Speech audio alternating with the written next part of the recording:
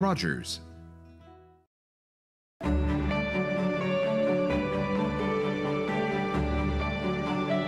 Vous regardez TV Rogers, Ottawa.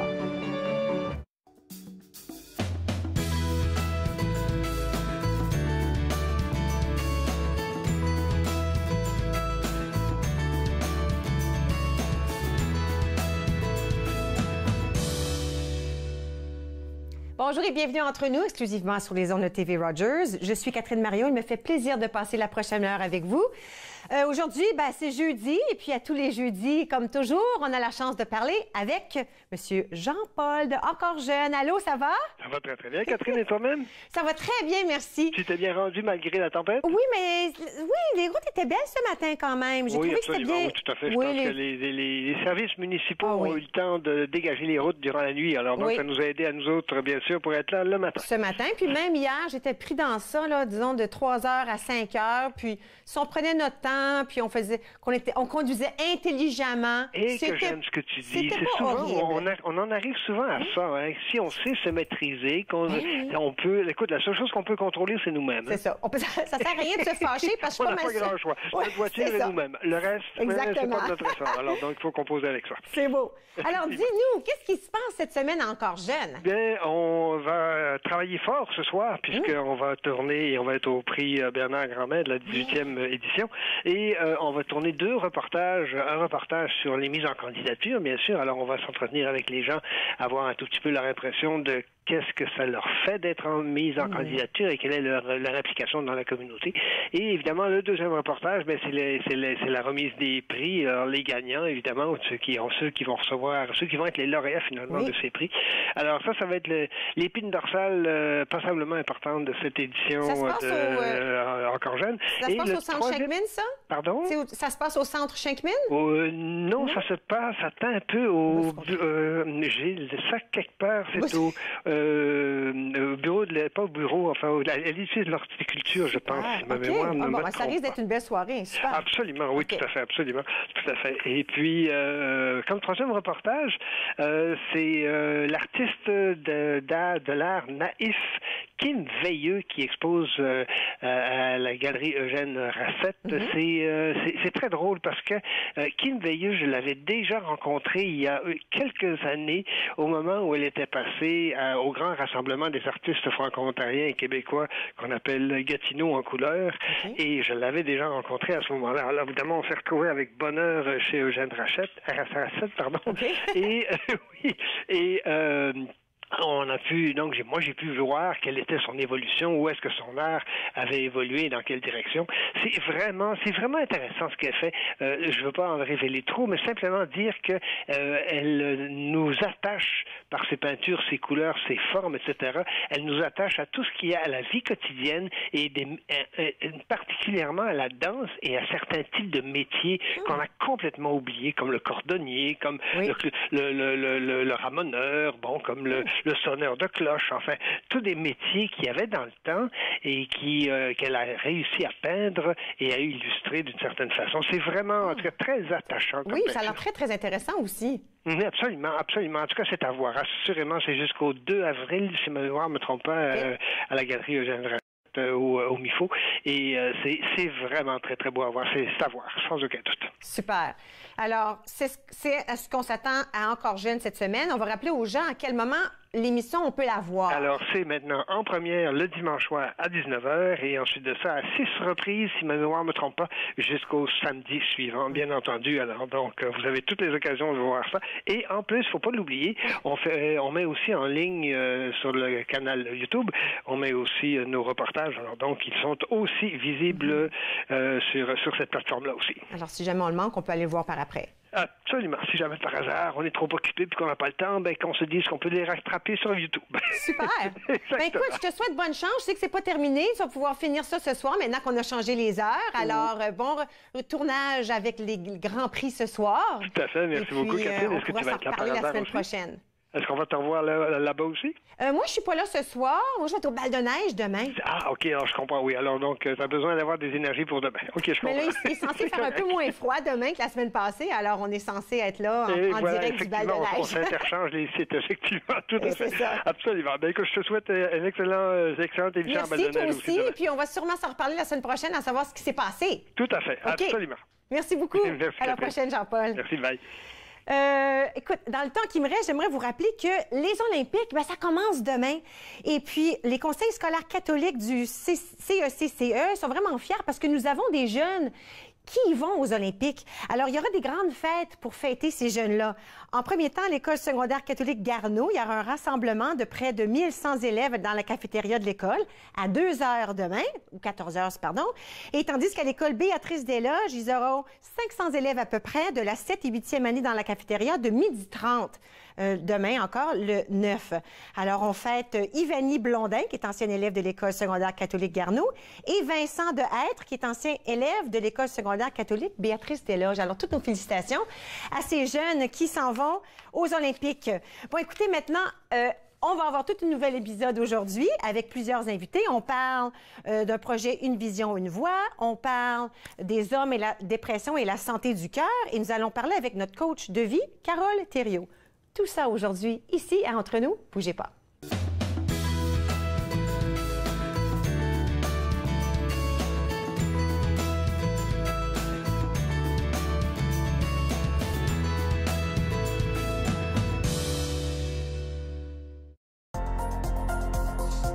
L'émission suivante vous est présentée par la télétransportée Rogers.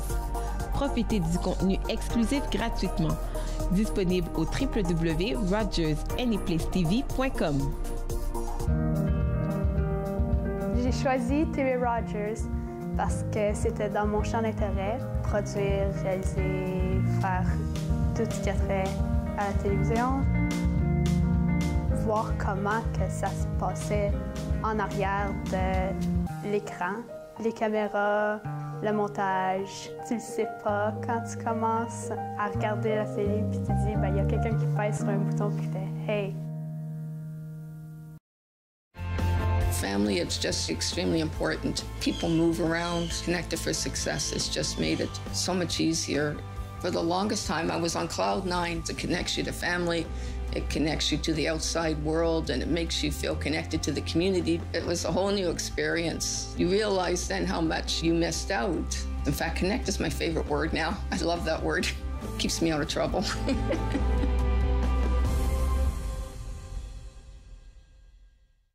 Est-ce que l'on devrait empêcher la publication des conclusions scientifiques basées sur des données obtenues largement en dehors des standards éthiques internationaux? Écoutez Riposte, votre émission de débat. Riposte, jeudi 19h sur TV Rogers.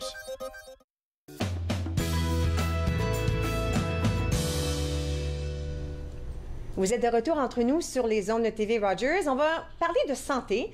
Écoute, c'est le mois de février, c'est la Saint-Valentin, on perd souvent de cœur, mais pourquoi ne pas parler de la santé du cœur par rapport aux hommes? Avec moi, j'ai Dr. Paul Greenman. Vous êtes psychologue et professeur à l'Université du Québec en Outaouais. Et Monia Mallet, infirmière-chef en cardiologie. J'ai bien dit ça? Oui, puis on est aussi, moi je suis affilié aussi à l'hôpital Montfort. Oui. Et Monia...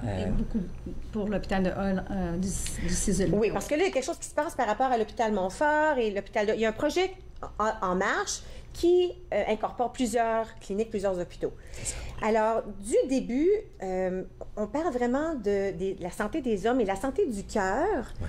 Et ce qui se produit parfois quand on a une maladie du cœur. Alors, peut-être qu'on peut commencer dans les débuts. Oui, bien, ce qu'on constate dans notre pratique, moi, je suis psychologue depuis plusieurs années, puis je travaille justement à l'unité de médecine familiale à l'hôpital Montfort.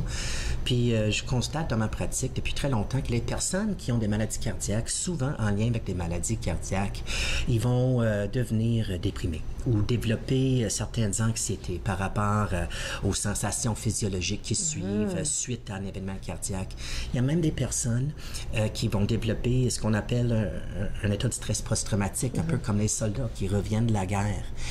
Et les recherches scientifiques confirment ce qu'on a constaté dans nos cliniques. Effectivement, presque la moitié des personnes qui ont, hommes et femmes, qui vont faire un infarctus du myocarde, une crise cardiaque, vont se sentir découragés, tristes dans les jours, les semaines qui suivent ça.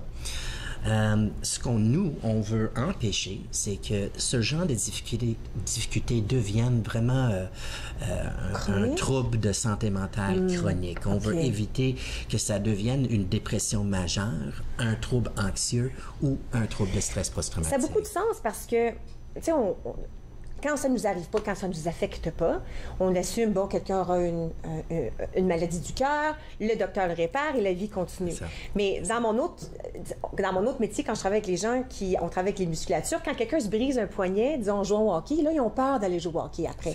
Alors, pourquoi ce ne serait pas la même chose si on a alors, chaque petit feeling qu'ils ont dans le poignet leur rappelle, OK, ça se passe une autre fois. C'est logique que ça se produise de la même façon pour une personne qui a eu en plus que le poignet, ça l'arrête pas ta vie, mais le cœur, c'est gros. C'est gros et souvent après, avec la maladie cardiaque, mais aussi après d'autres maladies chroniques, ça impose des changements majeurs à la vie. Des gens qui ne peuvent plus travailler ou ne peuvent plus travailler autant. C'est vrai, il y a cet aspect-là j'ai eu quelqu'un, un patient qui effectivement, après, il travaillait sur les chantiers de construction, puis après ça, il évitait ça parce que c'est là où il a fait sa crise cardiaque, puis chaque fois qu'il était là, il revivait. On parlait des hommes, en fait, ces choses-là peuvent affecter les hommes et les femmes, mais les hommes, contrairement aux femmes, ont moins tendance à parler de ces choses-là, à parler de la santé mentale, à parler de qu'est-ce qui ne va pas au niveau des émotions, quand ils se sentent découragés. Ils ont moins tendance à chercher de l'aide. J'allais justement poser la question, ils en parlent moins. Est-ce qu'ils sont aussi moins portés à aller chercher de l'aide à l'extérieur? Vous voyez, dans le milieu de la santé, dans le fond, au niveau des professionnels de la santé, c'est vraiment un constat dans lequel on vit de réelles difficultés. Les professionnels de la santé se disent très mal outillés pour être capables d'adresser le volet psychologique. On est très fort actuellement, puis nos démarches qui sont orientées beaucoup pour la réhabilitation, la réadaptation du volet physique. Mais par contre, le volet psychologique est difficile à adresser parce que c'est encore difficile de pouvoir commencer avec une personne qui vit des moments difficiles, d'être capable de lancer les premiers mots, savoir comment aborder les gens sans nécessairement les provoquer dans leur souffrance, parce que c'est des grands deuils. C'est des deuils de vie, des deuils de projets pour bien des gens qui sont sur la glace temporairement, puis d'autres pour beaucoup plus longtemps.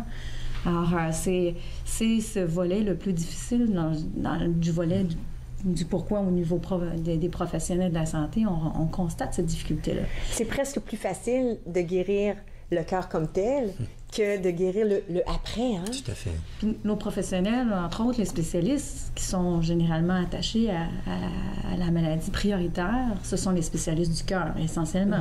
Donc les cardiologues sont beaucoup orientés vers le côté physique et on adresse peu ou difficilement le côté psychologique.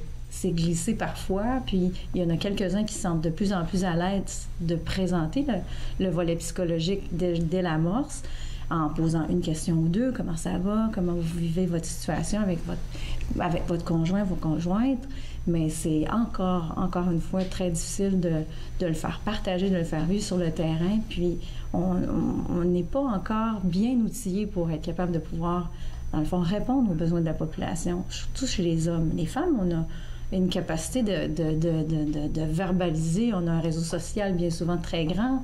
On est en mesure de pouvoir parler avec nos filles quand on a des enfants, nos amis.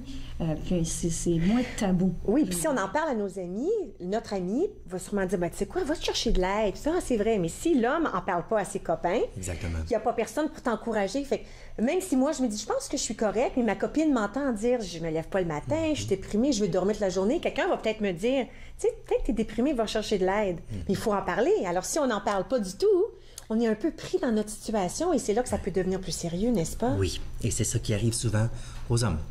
Ça s'améliore, la situation s'améliore de plus en plus. Les hommes sont sensibilisés à l'importance de leur santé physique et mentale.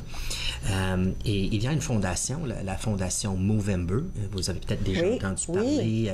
On entend beaucoup parler au mois de novembre avec les moustaches. Pendant le mois de novembre. En fait, c'est une fondation qui fait la promotion de la santé des hommes. Pas juste la santé physique, pas juste cancer de prostate, mais vraiment la santé de la tête aux pieds. Y compris la santé mentale. Et eux, ils ont financé un programme de recherche dans lequel nous deux, on est impliqués pour effectivement répondre aux besoins que Monia vient de mentionner, pour pallier à ces manques, pour sensibiliser la population, c'est-à-dire les hommes, leurs familles, leurs conjoints, les gens qui les aiment, au lien entre la santé mentale et la santé physique. Et aussi, on a eu le mandat de la Fondation Movember qui a financé ce programme de vraiment développer des interventions pour aider, pour répondre à ce besoin. Donc, on collabore avec le C'est un CISO. projet, c'est dans le fond un projet multicentrique. Dans le fond, il y a plusieurs centres qui ont accepté de faire partie du projet. Le projet est financé de l'ordre, c'est pas petit, là, c'est 3 millions, l'ordre de financement dans lequel il s'est lancé parce qu'ils prennent au sérieux la situation. On sait très bien qu'actuellement, les maladies cardiovasculaires dans lesquelles les infarctus ou les événements cardiaques s'inscrivent est encore toujours à ce jour la deuxième cause de décès au Canada. Alors, c'est une démarche très sérieuse pour être capable de pouvoir adresser cette problématique. Là, ce projet de recherche-là, on veut en parler en détail. Oui. On va faire ça après la pause. Restez avec moi, puis on pourra expliquer exactement ce que c'est et comment ça va aider les gens. D'accord? Alors, je demande à Dr. Greenman et à Monia de rester avec moi. Vous aussi, on revient immédiatement à la pause. On va parler d'un projet de recherche. Restez avec moi, vous regardez Entre nous sur les ondes de TV Rogers.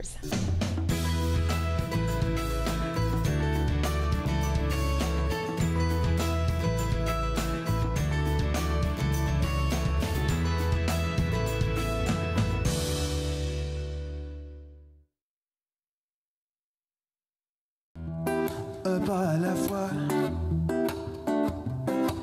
Je ne peux pas avancer plus vite que ça. Si je fausse, ne t'en fais pas. Je me remettrai en redoublant de droit. Je me remettrai, le gauche et le droit. Un pas à la fois. Je t'en supplie, ne m'en demande pas plus que ça. Si je pousse, si je me force, le temps gagné ne fera que retomber dans l'espace. Je retomberai, le gauche et le droit. Le gauche et le droit. Le gauche et le droit. Le gauche et le droit. Le gauche et le droit.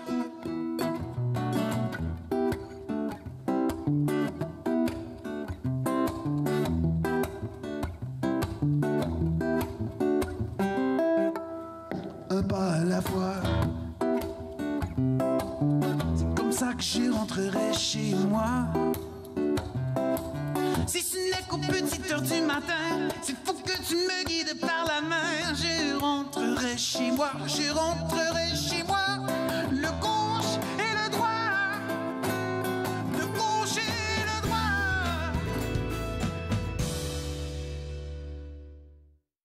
Vous êtes de retour entre nous sur les ondes de TV Rogers. Juste avant la pause, avec Dr. Greenman et avec Mme Mallet, on parlait des maladies cardiaques, chez les hommes surtout, et des problèmes que ça peut engendrer après, qu'on pense pas souvent. La dépression, l'anxiété, le stress post-traumatique. Alors, on sait maintenant qu'il y a une conjonction, qu'il y a un peu un mariage, si on veut, entre les deux, cause et effet. Maintenant, il y a un projet par rapport à ce qu'on observe. Est-ce qu'on va en parler? Oui. Oui. Fait que, comme on s'est dit avant la pause, c'est un problème qui est courant chez les hommes et les femmes. On sait tous que le stress, ça a un impact négatif sur le cœur, mais on pense moins au fait que les maladies du cœur peuvent causer du stress, peuvent entraîner un état de tristesse, de découragement ou des fois, oui, des réactions de stress post-traumatique. Alors, ce projet, en fait, c'est un programme de recherche en plusieurs phases. Et la première phase, c'est moi-même, c'est Dr. Jalila Jubilou, qui est une chercheure à l'Université de Moncton au Nouveau-Brunswick, fait qu'on a des partenaires au Nouveau-Brunswick. Il y a aussi Dr. Marie-Hélène Chaumienne, qui est à l'Université d'Ottawa et affiliée à l'hôpital Montfort. Dr. Jean Grenier à l'hôpital Montfort. À l'hôpital de Hull, il y a Dr. Stéphane Kenville. Il y a d'autres cardiologues qui sont impliqués dans notre région, Dr. Bruce Moran, Dr. Louise Laramé.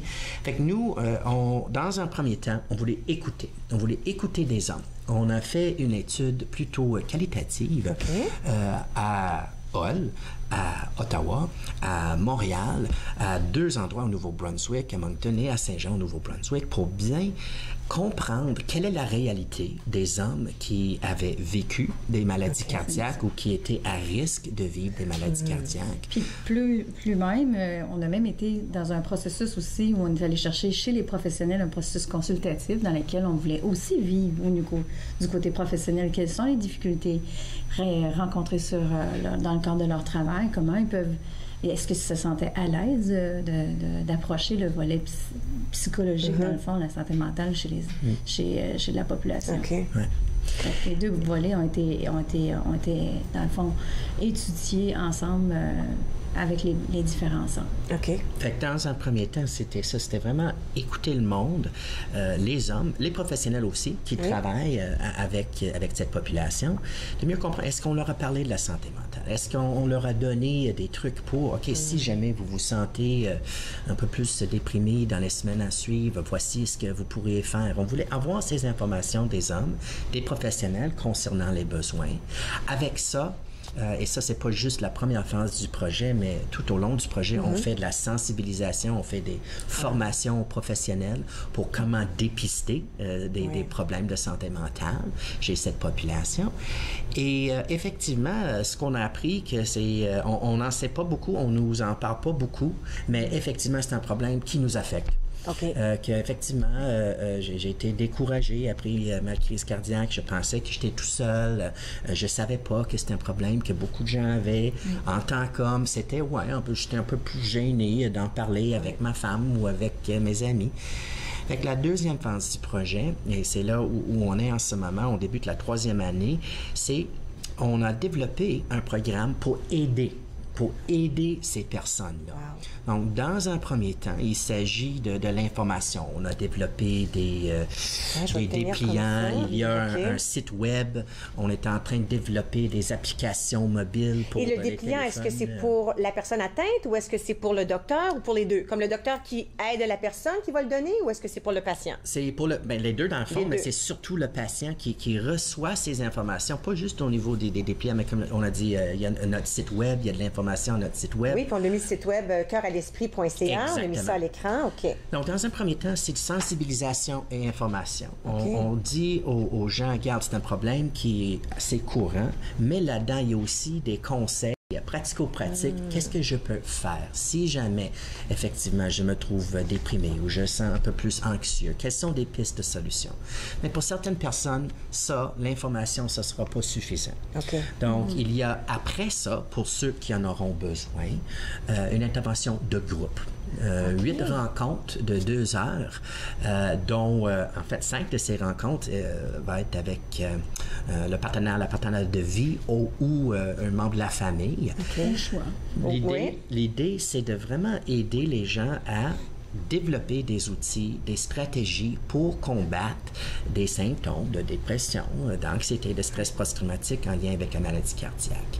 Si jamais, après ces 8 rencontres, c'est pas suffisant, à ce moment-là, on va offrir un traitement plus spécialisé, plus intensif, qui va être soit une psychothérapie individuelle ou, dans certains cas, encore au choix, comme on a dit, une intervention conjugale, parce qu'on trouve qu'effectivement, quand on implique la famille, surtout quand on implique la personne la plus importante, qui est souvent la conjointe ou le conjoint, on a des effets beaucoup plus fort et le traitement dure même des fois moins longtemps.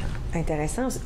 L'aspect où on discute ensemble pour les 5 à 8 sessions, vous avez dit, c'est que ça risque de rappeler à la personne qu'ils ne sont pas seuls. Exactement. Parce que là, on est en groupe. Si on se sent assez à l'aise pour discuter, on réalise qu'on est peut-être tous un peu dans le même, je ne vais pas dire dans le même pétrin, dans le même bateau un peu. On ressent les mêmes choses, les mêmes craintes. Oui. Et puis, on se sent un peu moins toute seule. C'est ça. Les attendus de ce projet de recherche-là, dans le fond, c'est que nous, étant dans la 3e phase, et déjà en préparation pour être capable de pouvoir soutenir les gens qui en ont, les hommes qui en ont besoin, c'est d'être capable de leur dire aujourd'hui, le but de notre démarche, c'est de s'avancer vers leur médecin de famille, leur médecin cardiologue, qui sont, dans le fond, les premiers à répondre un peu et être en contact direct avec eux, puis de se sentir à l'aise, de dire, écoutez, moi, je ne vais pas très bien, ma santé à moi, au niveau de la récupération, comment mettre des mots, des fois, ça devient difficile pour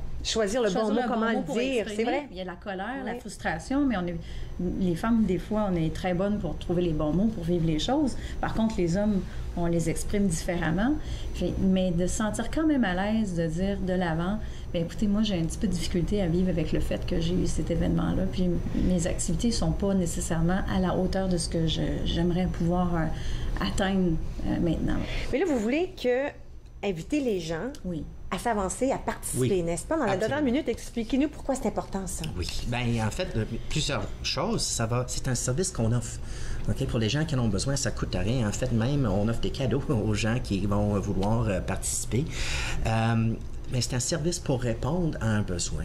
Mais l'autre raison pour laquelle c'est important, c'est parce que ça nous apprend, nous les professionnels qui travaillons avec ces gens-là, les patients, c'est à travers ce genre de recherche qu'on apprend, OK, c'est quoi la meilleure façon de traiter un problème?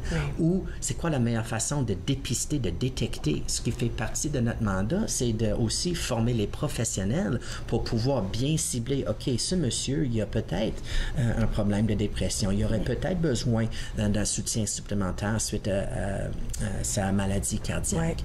Donc, ça nous informe et ces informations nous permettent de mieux traiter la population par la suite. Puis, il faut savoir actuellement que c'est très difficile d'avoir accès à une intervention psychologique ou à un psychologue. Alors, Movember permet actuellement, par le levier, de pouvoir leur offrir ce service-là facilement puis de façon intégrée.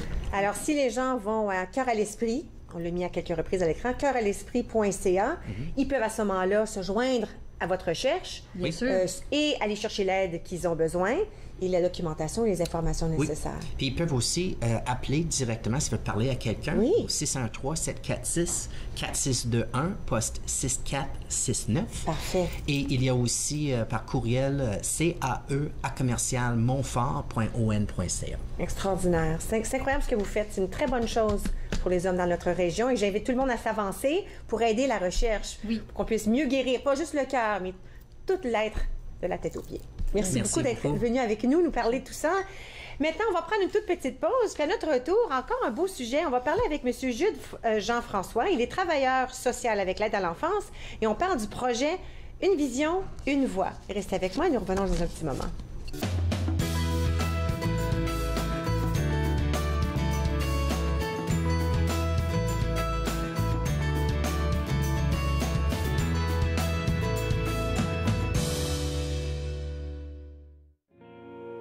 J'aurais dû te reconnaître comme une autre partie de moi.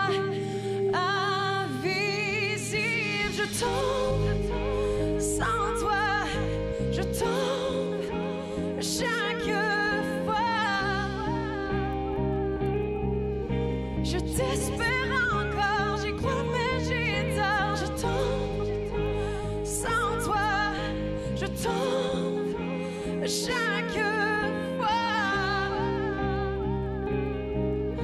Tout s'arrête là, perdu déjà. Je compte les heures qui nous séparent. Le monde autour semble à l'écart. Je ne vois plus devant ni derrière. perdu, j'ai tout à refaire.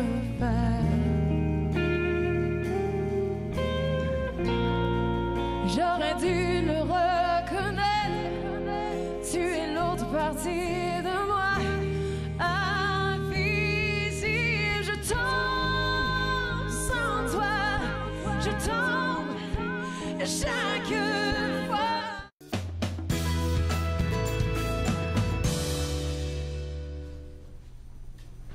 Vous êtes de retour entre nous sur les ondes de TV Rogers. Nous allons maintenant parler d'un projet surnommé Une vision, une voix. Et avec moi, M. Jude Jean-François, excusez-moi, travailleur social avec l'aide à l'enfance. Bonjour. Bonjour. L'aide à l'enfance, écoute, si je vous posais la question « Que fait l'aide à l'enfance », je sais que c'est beaucoup trop long pour énumérer toutes les belles choses que vous faites, mais grosso modo, vous venez à l'aide des enfants, c'est ça? Exactement. On vient à l'aide. On assiste les enfants et les familles aussi. Donc, on sait aussi que dans la communauté, il y a une perception par rapport à l'aide à l'enfance. Mais, en fait, on travaille avec la famille pour le bien-être des enfants. Sachez que ma mère a travaillé à l'aide à l'enfance au-delà de 25 ans et je sais les belles choses que vous faites. Voilà. Alors, je sais que c'est un bon travail, vraiment très important pour venir en aide aux jeunes d'Ottawa. Mais là, aujourd'hui, on parle d'un projet provincial en plus qu'on a surnommé Une vision, une voix. Qu'est-ce que c'est ce projet?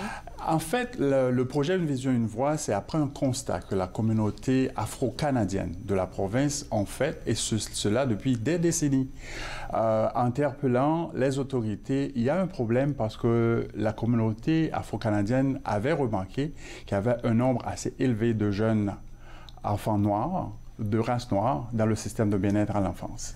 Maintenant, pour ramener l'histoire un peu plus courte, c'est que dès 2015, avec le support des gens de la communauté afro-canadienne, surtout à Toronto, ils ont interpellé les autorités, les politiciens pour leur dire, écoute, il faut qu'on regarde vraiment pourquoi il y a un nombre aussi élevé de jeunes de race noire dans le système.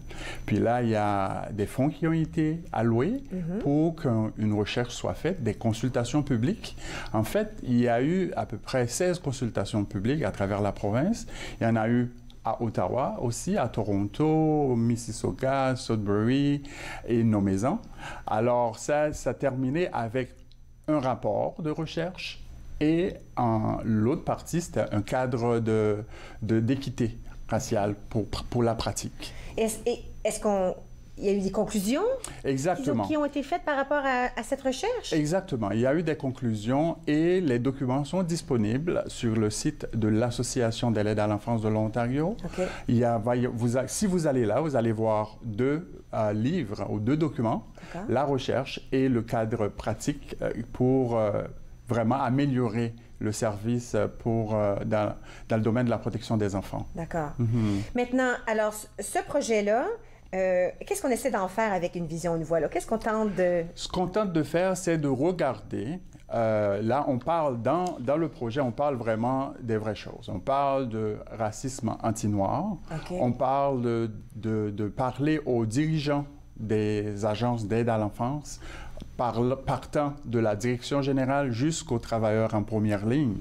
Comment pratiquer pour que les enfants qui ont affaire avec l'aide à l'enfance puissent vivre une expérience plus positive, pour qu'il n'y aurait pas un nombre aussi élevé. Exemple, pour la même cause, un enfant de race noire pourrait rester plus longtemps qu'un enfant de race blanche. Alors, il faut qu'on aille regarder plus longtemps dans le système. Exactement. Puis il n'y a pas de raison parce que c'est la même cause. Exactement. C'est pour cela qu'on va regarder et le projet donne des pistes à chaque aide à l'enfance pour pouvoir améliorer la qualité de service.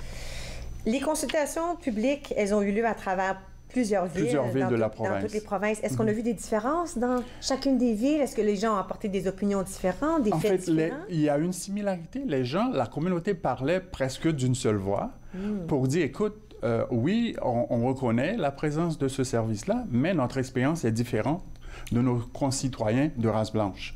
Alors, il va falloir que vous vous attelez à la tâche et voir comment on peut améliorer. Donc, c'est ça la deuxième phase. On est maintenant dans la deuxième phase du projet. C'est aider les aides à l'enfance à travers la province à améliorer la qualité de service en ciblant les conseils d'administration, la direction générale, les gestionnaires de services et les travailleurs sociaux en première ligne. Donc, on est vraiment au début de la deuxième phase. Parce que là, en fait, ce qu'il faudra faire, c'est changer la perception des gens, changer leur façon de voir, de percevoir, de réfléchir. C'est un travail. Tu sais, quand on dit, bon, le nouveau règlement, on doit fermer les ordinateurs à 5 heures, c'est facile. Mais là, on parle de changer une perception. C'est tout un travail, ça. C'est tout un travail. C'est pour cela... C'est important, il faut le faire. Il faut le faire. Il faut le faire, il faut parler des vraies choses aussi. Je sais, on sait tous, qu'il y a un certain niveau d'inconfortabilité quand on parle de racisme, mais il faut qu'on en parle. Oui, sinon on s'en débarrassera jamais. Exactement. Il faut mettre les paroles, il faut les sortir, il faut les dire. Exactement, exactement. Donc, c'est là qu'on est à la phase 2. Et vraiment, c'est pour mettre la base, la fondation. C'est pour cela qu'on parle. Il y a une partie aussi, c'est la communauté qui doit faire sa part. Il faut qu'on ait des services appropriés aussi pour répondre aux besoins des enfants de race noire qui viennent sur les soins. Que ce soit des programmes qui répondent plus ou moins à leur culture, puis qu'on regarde comment qu'on va faire. Le ministère est en arrière de ce projet-là. Le gouvernement de l'Ontario est en arrière de ce projet-là. Donc, on ne peut pas rester en cours de route. Il faut qu'on aille de l'avant. Oui, parce que là, vous avez l'endorsement des recommandations par le ministre Coteau. Exactement. Alors, ce ministre est vraiment là, derrière ce projet, n'est-ce pas? Derrière ce projet, puis il y a 11 recommandations spécifiques, si je vous permettez, s'engager à un leadership courageux, recueillir et analyser les données pour mesurer la disproportion et les disparités raciales, évaluer les programmes et surveiller le rendement, octroyer des ressources appropriées et réservées, engager les communautés et les parents afro-canadiens, établir des mécanismes de plainte interne efficaces, améliorer la gestion des ressources humaines, offrir de la supervision quotidienne, de la formation continue et des soutiens au personnel, aux bénévoles et aux personnes responsables, établir des collaborations et des partenariats avec les différents groupes et associations ethnoculturelles de la province, renforcer la capacité des personnes responsables d'appuyer les enfants et les jeunes afro-canadiens. Donc, c'est ces 11 recommandations qu'on donne et on a une équipe à Toronto qui est là pour aider les différentes agences à travers la province à vraiment appliquer ces recommandations-là. Alors là, vous avez mentionné à quelques reprises que vous êtes dans la phase 2 du projet. Alors, on a bien établi des choses qu'on veut faire dans la phase 1. Alors, qu'est-ce qui s'en vient dans le futur? Qu'est-ce qu'on essaie d'atteindre cette fois-ci dans la phase 2? Dans la phase 2, une des recommandations, on demande à chaque agence de l'enfance de la province de commencer à compiler les données. D'accord. Les données par rapport origine ethnique des enfants qui viennent sous les soins de l'aide à l'enfance. Ce que ça va nous permettre de voir dans les études, pendant on va appliquer les recommandations, c'est voir est-ce que le nombre reste élevé ou pas. Si on n'a pas les données, on ne saura pas. Donc, il faut qu'on compile les données. Et chaque aide à l'enfance va devoir travailler pour voir, OK, comment améliorer la situation. Une chose que j'aime dire, c'est que on parle qu'il y a un nombre moins élevé d'enfants en général qui va sur les soins de l'aide à l'enfance, mais quand on regarde les communautés ethniques, le nombre est différent. C'est de là qu'on parle de disproportion. Vous voyez? Donc, c'est pour cela qu'il faut, maintenant, on va encourager les aides à l'enfance à faire ça. Une autre chose qu'on recommande à travers ce projet aussi, c'est permettre à chaque aide à l'enfance de constituer un groupe de conseillers venant de la communauté afro-canadienne. Maintenant, ça va être vraiment comment le faire et comment arriver à cette fin-là. Mais de toute façon, tout le monde va se mettre la tête là-dessus. Et pour arriver vraiment à avoir ça pour chaque aide à l'enfance à travers la province. Je trouve que c'est vraiment intéressant le travail que vous faites parce que, dans le fond, l'égalité pour tous, c'est ce qu'on cherche. On veut offrir de l'aide, mais on veut que la solution soit pareille. Soit pareille. Soit pareille pour tout le monde. Exact. Indépendamment d'où on vient. Exactement. J'invite les gens à visiter le site web oacas.org pour avoir des informations supplémentaires, n'est-ce pas? Exactement. Merci beaucoup, M. François, d'avoir partagé vos connaissances avec nous. Une vision, une voix. Merci bien. Très beau projet. Alors, comme je l'ai mentionné, oacas.org est le site web si vous voulez avoir des informations supplémentaires et peut-être que vous voulez savoir comment vous, dans votre communauté, vous pouvez apporter des changements, vous aussi, dans ce projet d'une vision, une voix. Nous allons prendre une toute petite pause et puis à notre tour, nous allons parler avec notre fameuse Carole qui va nous dire comment, elle est coach de vie, vous savez, comment est-ce qu'on peut accepter le bonheur notre cerveau, des fois, veut pas. Elle va nous dire pourquoi. On revient immédiatement après la pause.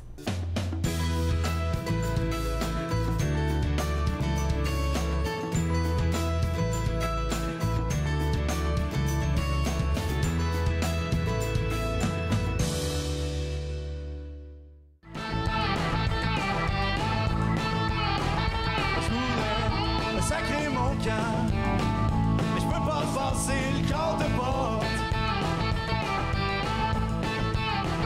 Je voudrais sacrer mon camp, mais je peux pas passer le quart de porte.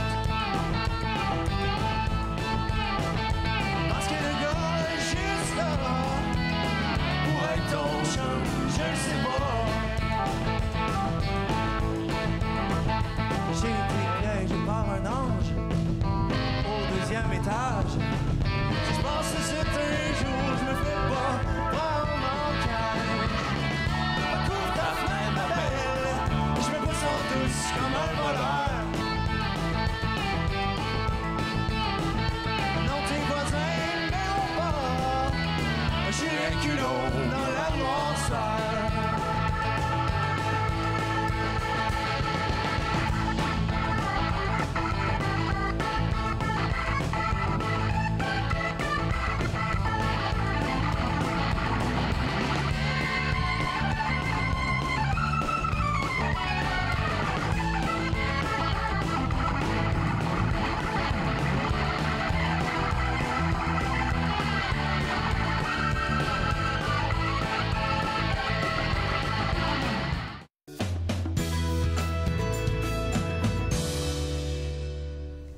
Vous êtes de retour entre nous sur les ondes de TV Rogers. On va parler du cerveau cette fois et comment le cerveau, parfois, il nous aide pas toujours. Carole Thériault, coach de vie. Allô? Bonne année. C'est notre première visite depuis 2018. Hein? Absolument. Bonne et heureuse année. Merci. Bonne et heureuse année à tous les téléspectateurs. Absolument. Oui. Même si on est rendu février, c'est pas grave. C'est toujours le temps. Toujours. Là, on parle de maîtriser ses émotions. C'est toujours ça qu'on fait ensemble. Mais là, on parle d'entraîner notre cerveau à accepter le bonheur. Oui, on veut vraiment on peut cultiver des états de bonheur, on peut entraîner notre cerveau à ça. Okay. En fait, mon inspiration, j'ai écrit un brin de sagesse à ce sujet-là au mois de février, mais c'est inspiré particulièrement, j'ai acheté ce livre-là avant la période des fêtes, parce qu'au début de chaque année, je choisis toujours un mot d'intention. Puis mon mot d'intention pour cette année, c'est joie. Alors, je souhaitais voir comment je pourrais intégrer plus de joie encore dans ma vie, parce qu'on peut toujours augmenter le niveau. Oui, c'est vrai. Et ce neuropsychologue qui s'appelle Rick Hanson, c'est un neuropsychologue et un chercheur de l'Université de la Californie. La joie, le calme et la confiance en soi au temps des neurosciences. Oui. La neuroscience, c'est quelque chose qu'on entend beaucoup parler ces dernières années. C'est la science, plus particulièrement, qui étudie le cerveau. Et dans les dernières années, ça a été clairement démontré qu'on peut rééduquer notre cerveau, qu'on peut changer en mieux notre cerveau. Fait que ça, c'est super intéressant. Et toute la neuroplasticité du cerveau. Alors, parfois, les gens vont dire... moi, je peux pas retourner aux études parce que je suis rendue trop vieille, je peux pas apprendre telle affaire parce que je suis pas capable d'apprendre, je peux pas changer telle habitude. Alors, maintenant, c'est clairement démontré scientifiquement que notre cerveau peut créer des nouvelles connexions neurologiques et on peut continuer à apprendre tout au long de notre vie. Wow. Fait que ça, c'est super intéressant. Alors, pourquoi est-ce que notre cerveau a un penchant naturel pour le négatif? Mais toi, là, Catherine, est-ce que ça t'arrive parfois de t'inquiéter, de voir, d'avoir des pensées négatives, de voir... Hein? Oui, absolument. Ouais. Toi, ça t'arrive, moi, ça m'arrive, et c'est tout à fait normal parce que ça arrive à tous les êtres humains. Okay. Tous les êtres humains ont un penchant naturel pour le négatif. Okay. Puis ça s'explique par notre histoire à son origine. Parce que nous, les êtres humains, là, on vient de loin. Hein? On peut reculer jusqu'à l'époque de Cro-Magnon, que j'appelle, c'est-à-dire l'époque où on était vraiment toujours... on devait assurer notre survie parce qu'il y avait plein de dangers. Oui. Et pour, justement, pour assurer notre survie, ce qui arrivait, c'est que notre cerveau agissait un peu comme un détecteur face à la menace. Fait que quand il arrivait un danger, fait que notre cerveau, ce qu'il faisait, c'est qu'il envoyait une hormone de stress, qui est l'adrénaline. Puis là, il y a quelque chose qui se déclenchait dans notre cerveau, qui est l'amygdale. Puis là, tout d'un coup, notre cerveau se mettait en état d'alerte, puis il disait, OK, qu'est-ce que je fais face à cette menace-là? Est-ce que je dois fuir ou bien non, je dois combattre l'ennemi? Fait que notre cerveau, d'une certaine façon, si on recule aussi loin que ça, a évolué de cette façon-là. Fait que notre cerveau, il est conditionné de cette façon-là. Puis encore aujourd'hui, on garde ces traces-là dans notre cerveau. Ce qui fait qu'on a un penchant beaucoup plus négatif vers les expériences qui arrivent vers le négatif. On a que le positif. D'accord. OK? Oui. Fait que, donc, puis j'aime beaucoup prendre justement la citation, la parole de Rick Hanson qui dit dans son livre « Le cerveau agit comme du velcro sur les expériences négatives et comme du téflon sur les expériences positives. » Ça veut dire que, naturellement, on s'accroche plus facilement aux expériences négatives. Tellement vrai, hein? Et oui, puis c'est sûr qu'il y en a, qu'il y a des personnes qui ont une tendance naturelle beaucoup plus élevée vers le négatif, parce que naturellement, on trempe beaucoup là-dedans au quotidien, quand on regarde tous les médias qui véhiculent beaucoup le négatif. Alors, on a une tendance plus... Il y a des gens qui ont une tendance plus naturelle à aller là que d'aller vers le positif. Fait que quand il nous arrive des bonnes expériences, c'est comme du téflon, c'est comme ça nous glisse le dos comme le dos d'un canard, comme on dit, puis on les capte pas, ces expériences-là. Fait que lui, ce qu'il dit, c'est qu'on peut inverser la situation, on peut induire des états de bonheur, des états de calme, des états de confiance, des états d'efficacité avec notre cerveau, si on travaille avec notre cerveau. OK, alors, tu vois, tu viens de le dire, si on travaille, comment on commence? Bien, alors... Pour commencer, il faut savoir que notre cerveau, dans la journée, on va vivre des bons moments. On va vivre des moments heureux, mais généralement, on n'habite pas longtemps ces moments-là. On a tendance rapidement à passer à autre chose.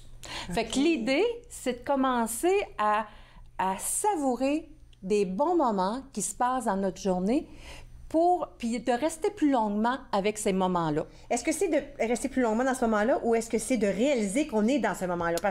Bien, en fait, ce qui va précéder de le savourer, c'est c'est la conscience. C'est toujours une question de conscience. Parce que dans notre journée, on peut vivre des moments heureux, des moments positifs, mais on est beaucoup branché sur notre téléphone, on n'est pas très présent, fait que ces moments-là, ils passent puis ils disparaissent. Mais s'il y a un moment dans notre journée qui passe, qui est plus négatif, on va s'y accrocher parce que c'est naturel d'aller là. D'accord? Alors, on peut développer une pratique, c'est ce qu'il enseigne dans son livre, une pratique qui va nous permettre justement d'entraîner notre cerveau au bonheur. Fait que, donc, la pratique se fait en 3 étapes. OK? Fait que, on va parler des étapes après la pause. Bonne idée? OK. Oui, parfait. Parfait moment. Alors, on va parler des étapes. On va entraîner notre cerveau à s'accrocher au bonheur. Oui. Carole Thériault reste avec nous, reste avec moi aussi. Vous regardez Entre nous sur les ondes de TV Rogers.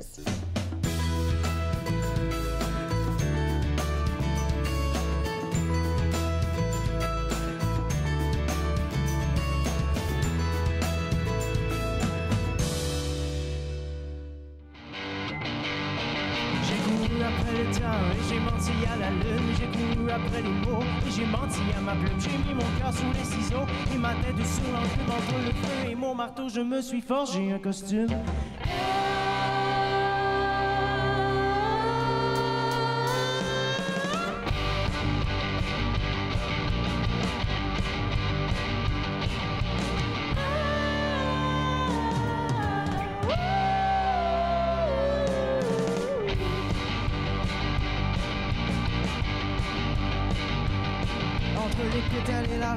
La tige et la racine se cachent les secrets de l'amour. Quelque part en plus c'était la date au autour du soleil. Et puis ça change plus, c'est pareil. La tête me tourne, il y a une toune qui me pousse entre les 2 oreilles.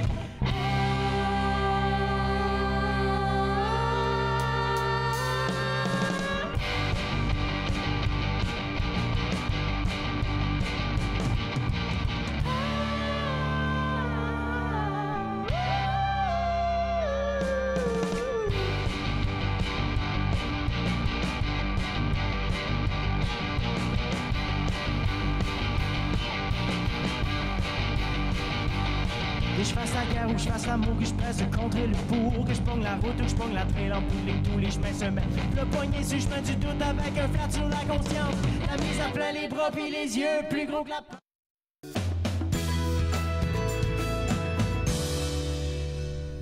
Vous êtes de retour entre nous sur les ondes de TV Rogers. On parle d'entraîner notre cerveau au bonheur. Carole Thériault, toujours avec moi, coach de vie. Et là, on était rendu aux étapes. OK, quelles sont les étapes que je dois prendre pour que mon cerveau là, capte et reste et demeure dans ces moments de joie qui se passent dans toutes nos journées? Absolument. Fait que là, je vis un moment positif dans ma journée. La première étape, on active l'expérience. Fait que on porte une attention délibérément sur cette expérience-là, puis on veut la maintenir. Alors que ce soit une expérience, un bon coup, un succès que j'ai eu dans ma journée sportive, scolaire, que ce soit un événement par rapport à familial, peu importe, on prend cette expérience-là et on va la maintenir pour une période de temps. OK. La deuxième étape, on va venir intensifier l'expérience d'une façon très consciente. Okay. C'est-à-dire, ce qu'on veut faire, c'est absorber tous les détails de cette expérience-là au niveau de notre pensée, au niveau de nos émotions, puis au niveau corporel. Mais ça, est-ce que je devrais faire ça au moment où ça se passe ou est-ce que c'est quelque chose que quand je suis assis avec mon journal à la maison, je l'intensifie? C'est-tu mieux de le faire tout de suite là, quand tu réalises que c'est un bon moment que tu vis tout de suite? Bien, très bonne question. On peut le faire sur le moment. Je vis cette expérience-là, j'ai une bonne expérience avec toi. Tout d'un coup, je prends conscience de ce moment-là et je commence par l'activer, l'intensifier dans mon corps, de le descendre pleinement dans tout mon corporel, ressentir les émotions que j'ai d'être avec toi, les pensées que ça génère. Et après ça, je le savoure, je reste quelques secondes avec ce moment-là ou je peux y revenir. Ma journée est finie, puis je regarde un peu en arrière ma journée, puis là, je me souviens d'un moment heureux que j'ai eu dans ma journée et je peux y revenir. Okay. Alors, on peut le faire à différents moments, ça fonctionne. Parfait. Et la dernière étape, c'est de savourer l'expérience. Okay. C'est-à-dire, on reste avec cette expérience-là afin que ça puisse s'inscrire dans notre cerveau le plus possible. OK. OK? Alors, pas juste expérience, mais le feeling, j'ai toujours ce mot-là, mais associé à l'expérience. Parce que si quelque chose il nous amène de la joie, c'est heureux, c'est un bon moment, il y a un petit sentiment qui vient avec ça. Alors, il faut aussi savourer le sentiment qui vient avec l'expérience. Oui, c'est ça. Tu sais, on veut vraiment être pleinement là. Tu sais, des fois, on vit quelque chose, mais on n'est pas là. Il y a une absence des parties de nous. Fait que là, ce qu'on veut tout ramener, toutes les dimensions de notre être pour être pleinement présent puis le savourer, ce moment-là. Okay. Fait que c'est ça qu'on veut faire avec cette expérience-là. Puis parfois, on le fait naturellement. Je sais pas, hier, j'étais dans une rencontre de gens d'affaires, puis j'étais assis à la table, je prenais un verre de vin, puis j'entendais une conférence devant moi, puis tout d'un coup, j'ai eu un sentiment de bien-être qui s'est présenté à moi. Alors, ce que j'ai fait, j'ai juste resté plus longuement dans cette expérience-là, pour le ressentir dans mon corps, puis de l'intensifier, puis me dire « Ah, je me sens vraiment bien », puis j'avais une émotion de joie que je ressentais. Fait que, alors, j'ai imprégné délibérément et consciemment cette expérience-là. Fait que tu peux-tu t'imaginer que si, dans une journée, on en vit des moments heureux, hein? Oui. Mais on les capte pas, ils passent tout droit, comme on dit. Fait que si on ramène... Chaque jour, on capte ces moments-là, puis on les intensifie 5-6 fois par jour, bien là, notre indice de bonheur vient d'augmenter. Ce que ça fait, c'est que quand on intensifie une expérience comme ça, c'est que ça vient libérer des hormones de bonheur qu'on appelle la dopamine. Oui. Et graduellement, à force de le faire, ça fait une nouvelle connexion neurologique. Et ça trace comme un nouveau chemin dans notre cerveau. Fait que donc, à force de répéter cette expérience-là d'une façon intentionnelle, d'une façon répétée, d'une façon consciente, il y a une connexion qui se fait graduellement, il y a un chemin. C'est comme aller en forêt, tout d'un coup, il n'y a pas de piste, c'est vierge, puis graduellement, parce que je fais cet exercice-là, je commence à faire un chemin dans le bois, puis une petite piste, puis là, j'y reviens, puis à un moment donné, à force d'y revenir, c'est ça qui fait qu'il y a une connexion neurologique qui se fait, et ça se fait à 2 ans, 5 ans, 25 ans, 45 ans, 70 ans.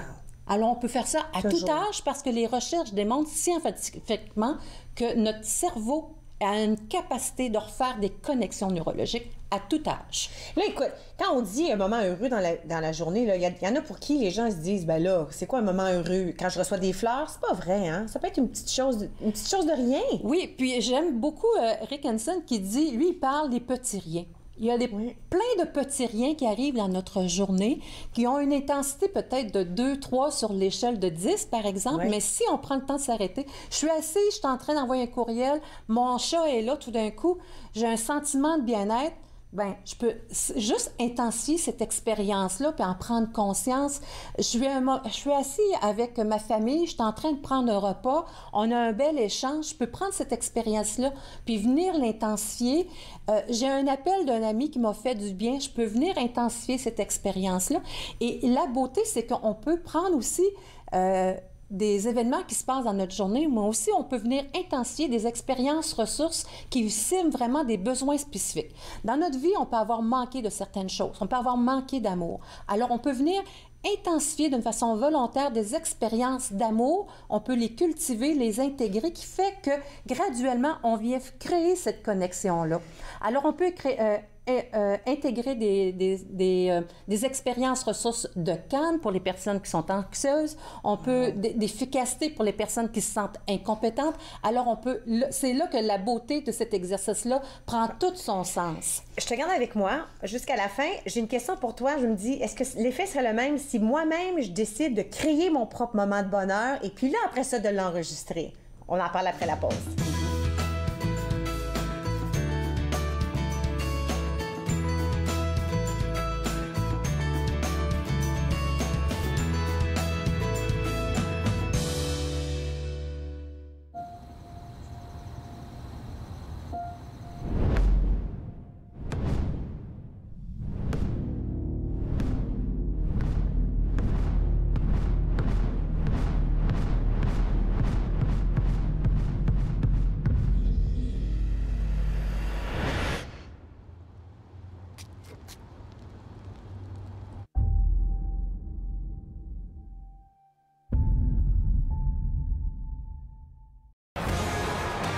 Ne manquez pas notre prochain match de la LHJMQ, alors que les Huskies de Rouyn-Noranda viendront affronter les Olympiques de Gatineau.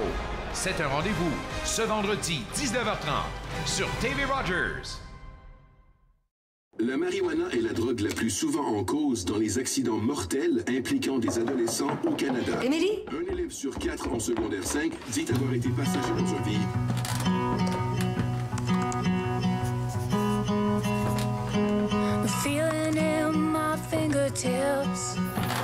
Émilie? C'est difficile de parler des risques de la drogue au volant. Nous pouvons vous aider. Visitez unappelsansréponse.com.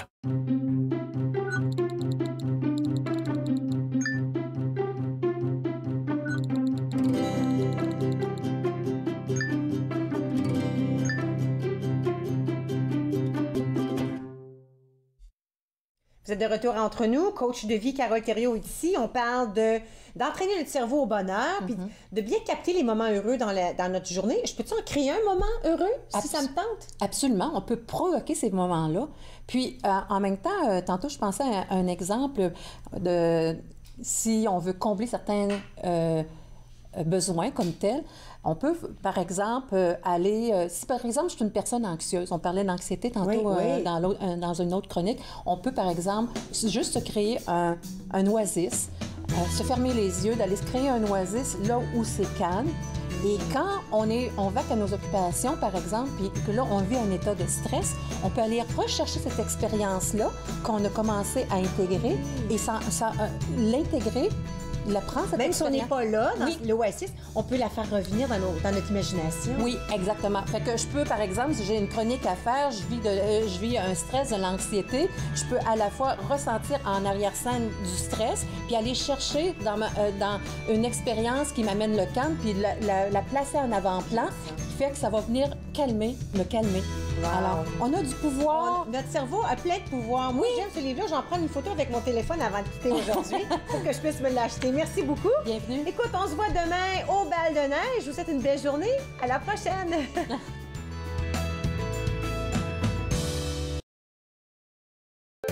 Faites-nous part de vos commentaires en composant le 613-521-2323 par courriel sur Facebook et Twitter.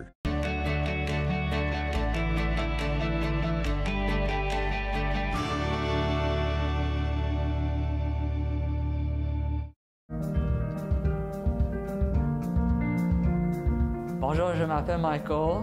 Mon spécialité, c'est faire la caméra.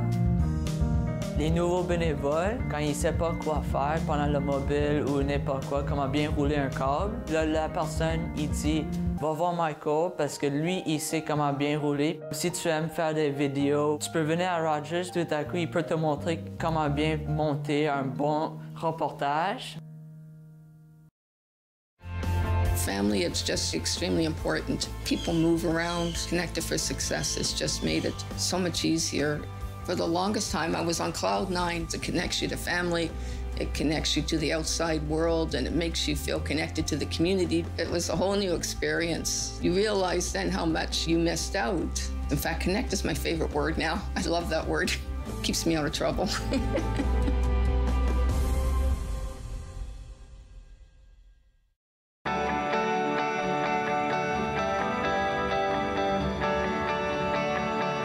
Vous regardez TV Rogers.